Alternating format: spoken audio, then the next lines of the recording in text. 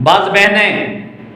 ہم سے کہتی ہیں مولانا صاحب گھر میں ہم ہر کام کرتے ہیں، کچن میں بھی کام کرتے ہیں، صحن کی صفائی کا بھی کام کرتے ہیں، ساس سسر دیوروں کی خدمت بھی کرتے ہیں، لیکن پھر بھی ہماری سسرال میں عزت نہیں۔ اور وہ بہویں جو ہم سے بعد میں آئیں سارا دن کمرے میں لیٹ کر اپنا وقت گزارتی ہیں، بہو ساس سسر دیور بھی ان سے پیار کرتے ہیں، ان کی عزت کرتے ہیں، لیکن ہماری کوئی عزت نہیں۔ اگر آپ کو یہ مسئلہ درپیش ہے تو اس چھوٹے سے عمل کو اپنائیں، اللہ آپ کا یہ مسئلہ حل کر دے گا۔ اللہم صلی علی محمد وعلی آلہ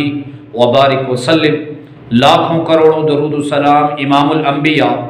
شافع محشر محمد مصطفیٰ احمد مجتبیٰ صلی اللہ علیہ وآلہ وسلم اور ان کی آل طیبین طاہرین پر۔ تو میرے بھائیوں اور میری بہنوں، اگر گھر میں ایک بہو ہے، وہ گھر کا سارا کام کرتی ہے، اور اگر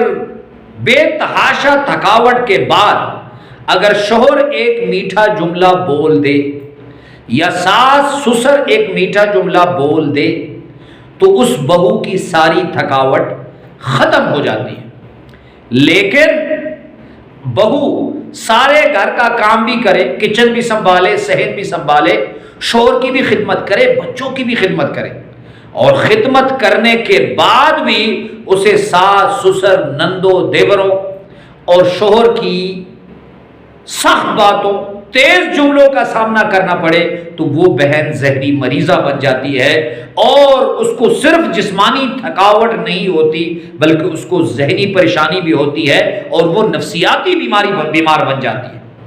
تو یاد رکھیں، جو عمل میں آپ کو بتا رہا ہوں، اس عمل کے لیے ایک چیز تو یہ ضروری ہے کہ آپ نماز کی پابندی کریں۔ دوسرا، ہر نماز کے بعد آپ نے یہ دو الفاظ ہیں، یا حی یا قیوم، اللہ کے دو نام ہیں، ان دو ناموں کو آپ نے 21 کتنی مرتبہ 21 مرتبہ آپ نے پڑھ کر ہاتھوں پہ دم کرنا ہے، ہاتھوں پہ دم کر کے اپنے چہرے پہ مل لیں، پھر پورے بدن پہ مل لیں، اور پھر جو رشتہ دار نندے ہیں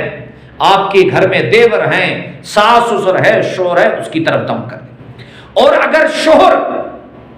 بے تحاشا تنگ کر رہا ہے اور آپ شوہر کی بے پناہ خدمت بھی کر رہی ہیں، لیکن کچھ لوگ انسان نہیں ہوتے،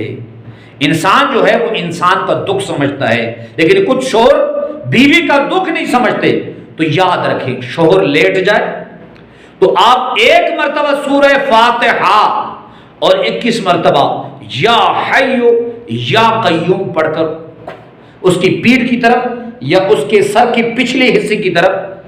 دم کر دے اور اسے اپنا معمول بنا لے۔ انشاءاللہ جو شوہر فرعون بن کر آپ کو تنگ کرتا ہے